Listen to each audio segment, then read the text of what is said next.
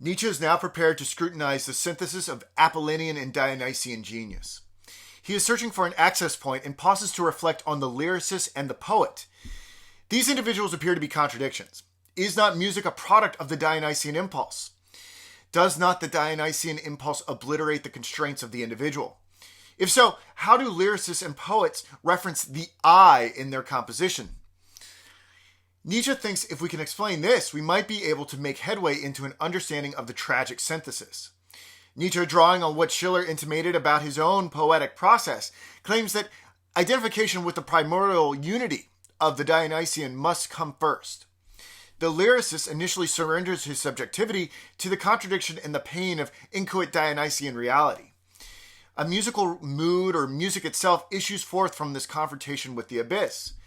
But how does the lyrical genius make the transition from the Dionysian to a point of view where lyrical poetry is issued? How are lyrical poems, not epic poems, mind you, for Nietzsche thinks those are Apollonian creations, and eventually Greek tragedies and dithyrambs made? It seems that the lyrical genius, with his special gift, has access to images and colors to characterize his identification with the world. It is as if he is just barely touched by the Apollonian impulse. The lyrical genius is to be distinguished from an epic poet like Homer, who merely lives in an Apollonian dream scene.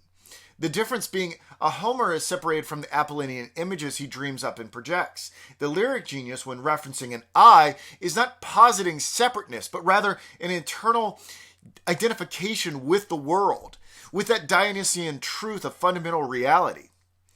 So it looks as if the lyrical genius, even though he may proclaim I, has not been properly individuated by the Apollonian lust for beauty and constraints upon the self.